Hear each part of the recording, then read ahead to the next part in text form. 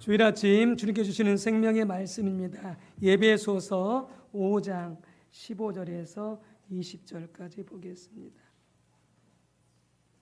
에베소서 5장 15절에서 20절까지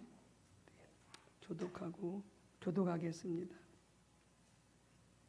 에베소서 5장 15절에서 20절 315쪽입니다.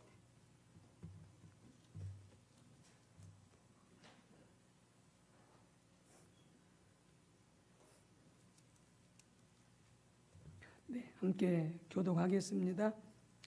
그런즉 너희가 어떻게 행할지를 자세히 주의하여 지혜 없는 자같이 하지 말고 오직 지혜 있는 자같이 하여 그러므로 어리석은 자가 되지 말고 오직 주의 뜻이 무엇인가 이해하라.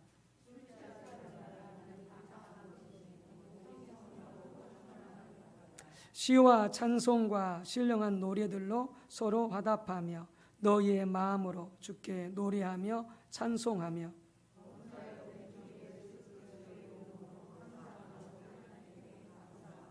아멘. 또 시편 119편 38절에서 42절까지 교독하고 그 다음에 58절 같이 합독하도록 하겠습니다. 시편 119편 38절에서 42절까지 같이 그냥 합독하도록 하겠습니다. 38절에서 42절 그리고 건너뛰어서 58절 이렇게 두 군데 합독하도록 하겠습니다. 892쪽 시편 119편 38절에서 42절까지 같이 합독합니다. 주를 경외하게 하는 주의 말씀을 주의 종에게 세우소서. 내가 두려워하는 비방을 내게서 떠나게 하소서. 주의 규례들은 선하심이니이다. 내가 주의 법도들을 사모하였사오니 주의 의로 나를 살아나게 하소서. 여호와여 주의 말씀대로 주의 인자하심과 주의 구원을 내게 임하게 하소서. 그리하시면 내가 나를 비방하는 자들에게 대답할 말이 있사오리니 내가 주의 말씀을 의지함이니이다. 또 58절입니다. 내가 전심으로 주께 간구하였사오니 주의 말씀대로 내게 은혜를 베푸소서. 아멘. 주중에 어떤 성도님하고 통화를 했었는데 그분이 너무나 많이 힘들어했습니다. 힘든 가운데 있을 때 이렇게 고민했습니다. 그래도 계속 용서하십시오. 그래도 계속 축복하십시오. 그리고 주님의 때를 기다리십시오. 기도하시면서 그랬더니 그게 좀 한두 달 됐을까요? 그래서 계속 권면하고 또 함께 기도하고 이렇게 왔었는데 어제 응답되었다고 그러면서 너무나 아름답게 회복되었다고 그러면서 이렇게 하나님께 영광 올려드리고 이렇게 감사의 전화를 나누었습니다. 여러분 지금 힘듭니까? 인간 관계가 힘듭니까? 혹은 경제적으로 힘듭니까? 혹은 아파서 힘듭니까? 지금 우리가 광야의 시간을 지나가고 있는 것입니다.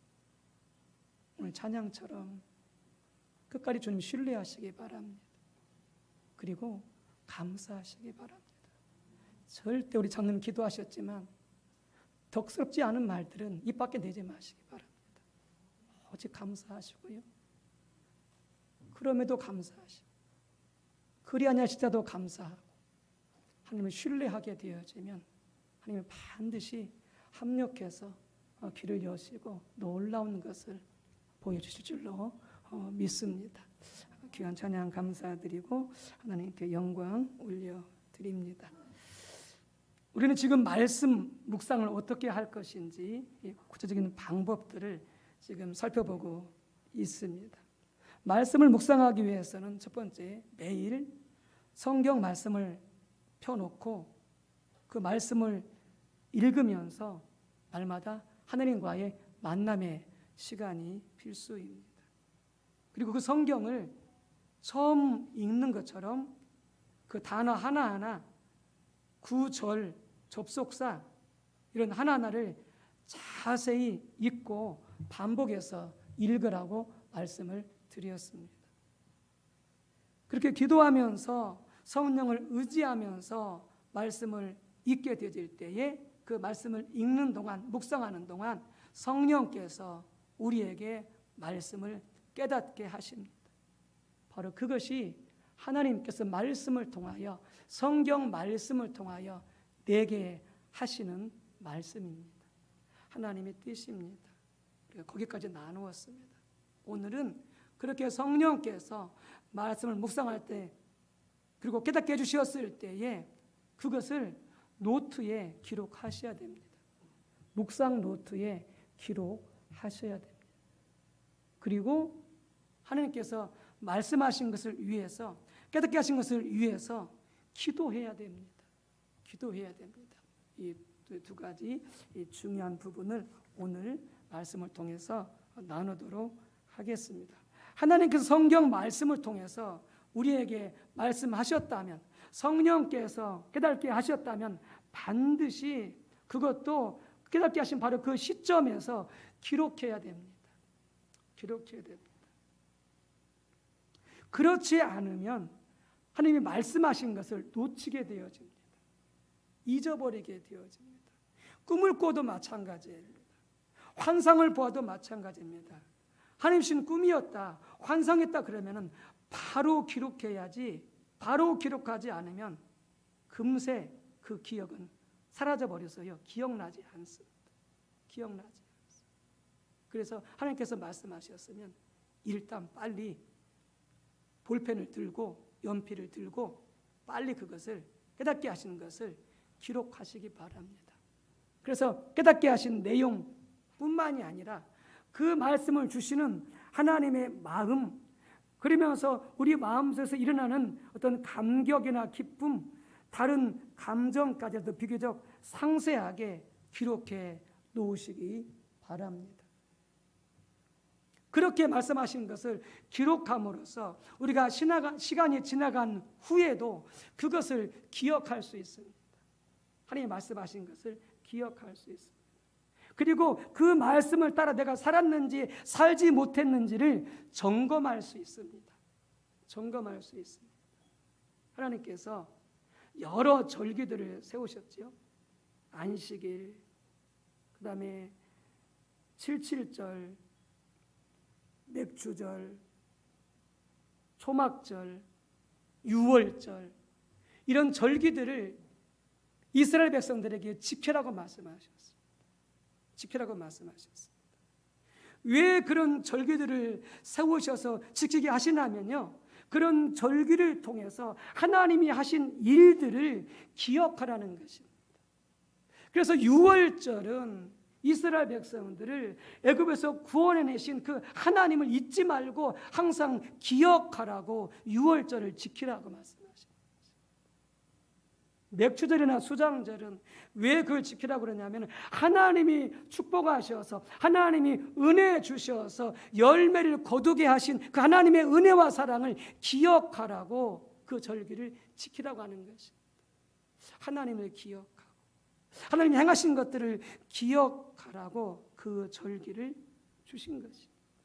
여러분, 그러니까 하나님께서 말씀하셨으면 말씀하신 것들을 정리하고 그것들을 기록하고 또 그것을 토대로 해서 우리 삶과 환경과 주변을 살펴보면서 주님이 말씀하신 것과 내가 살아온 것과 우리 삶을 연결시켜 보게 되어지면은 내 삶 속에서 하나님께서 어떻게 일하고 계신지가 보여지게 됩니다. 하나님이 어디로 인도하고 계신지가 보여지게 되어집니다. 그래서 하나님이 구체적으로 우리를 인도하심을 한눈에 볼 수가 있는 것이죠. 내가 앞에 서두에서 말씀드렸던 그 권사님과 함께 통화하면서 그분이 그렇게 상처를 받고 용서하지 못하더라고요. 자기는 용서한다고 하는데 교회 가서 기도할 때는 용서하는데 삶의 현장으로 돌아오게 되어지면 또 섭섭하고 서운하고 밉고 원망스럽고, 또 기도하러 가서는 또 용서하고 축복하고 또 돌아오면은 섭섭하고 서운하고 미워하고 용서하지 못하고.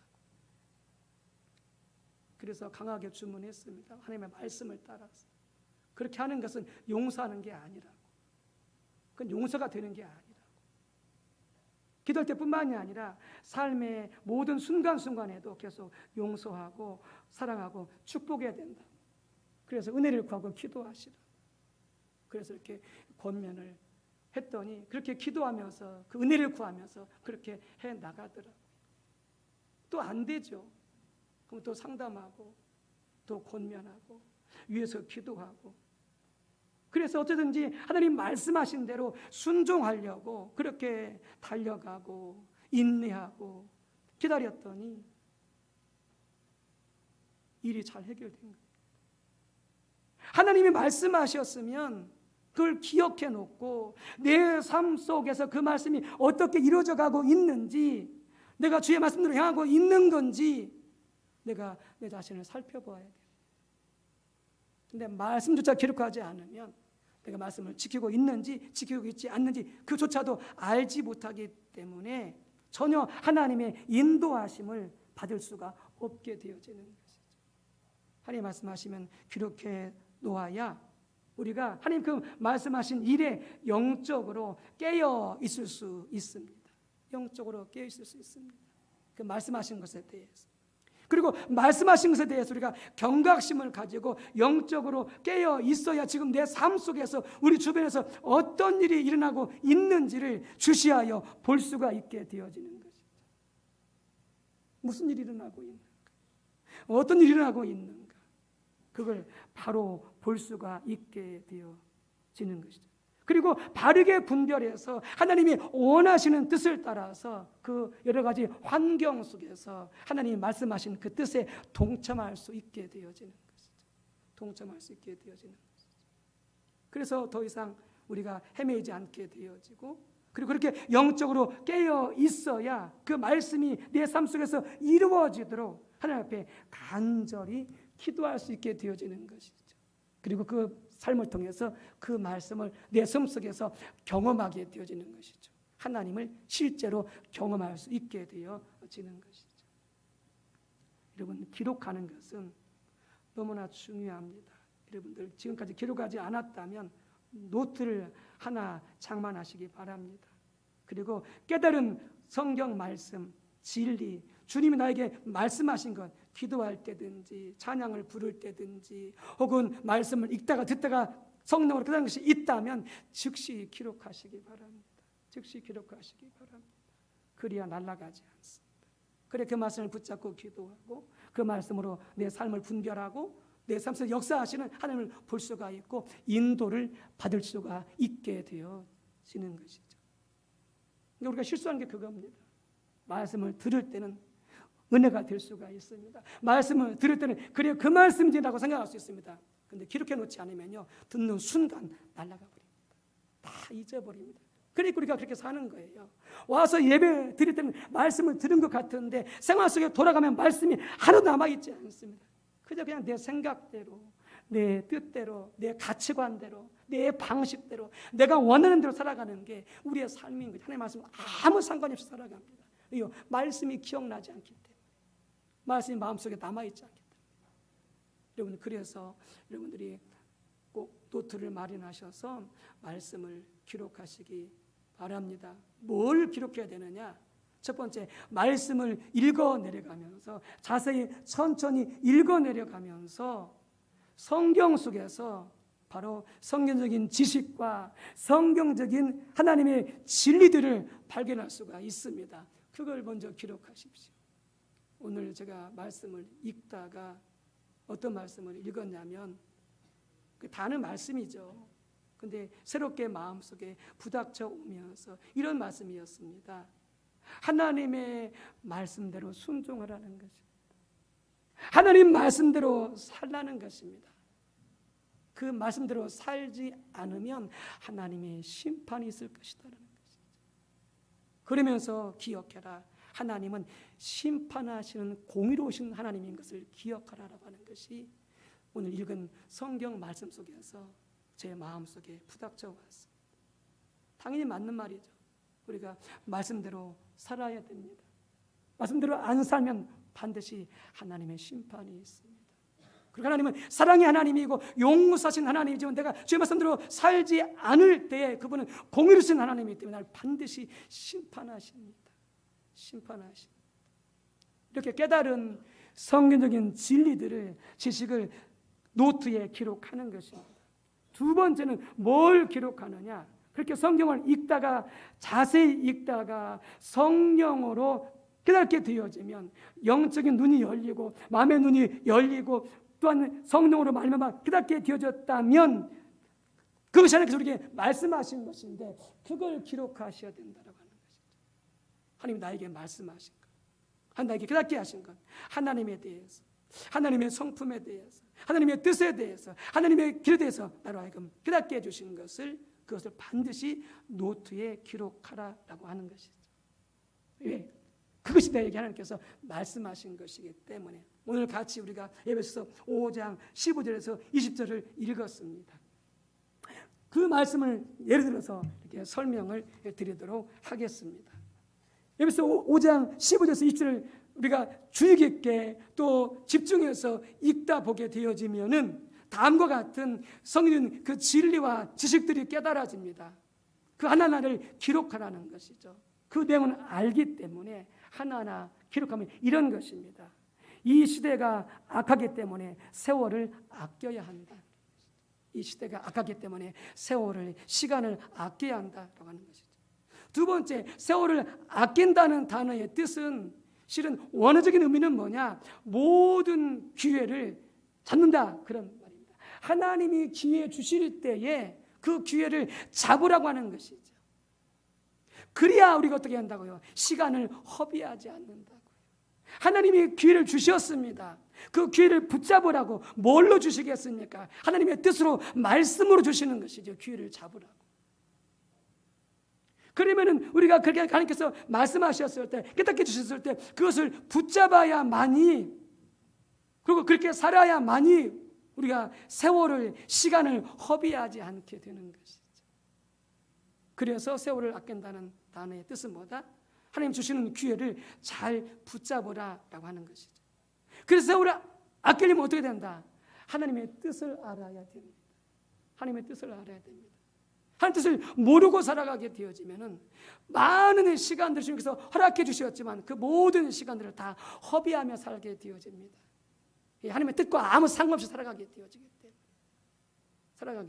때문에 그렇게 되어지면 주 앞에 설 때에 이제 한 달 전에 받은 그 종과 같이 책망받는 종이 되게 되겠죠. 그 수많은 시간을 주었건만 그 많은 시간들, 하나님의 뜻과 아무 상관없이 살아가 버린 그 탤런트에 대해서 하나님이 책망하시겠죠.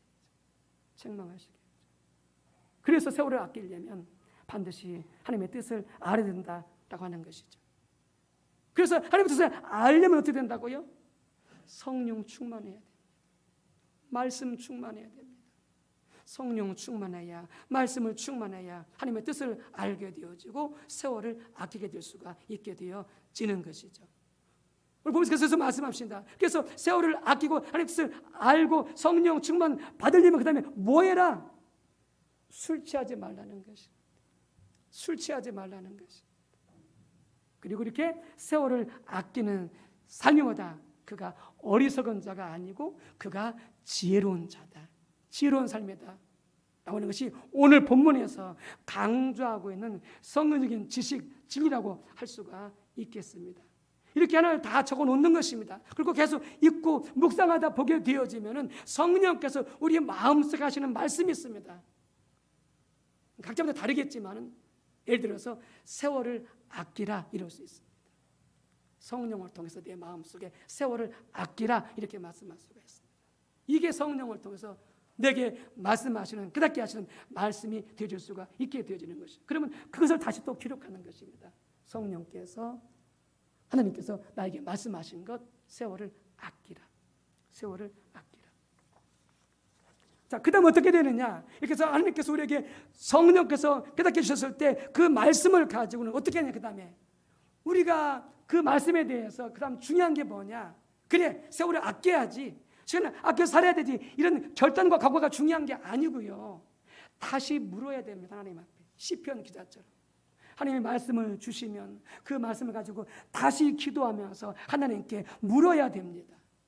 내가 어떻게 해야 그 말씀에 반응해서 내가 하기를 원하십니까? 이렇게 물어야 됩니다.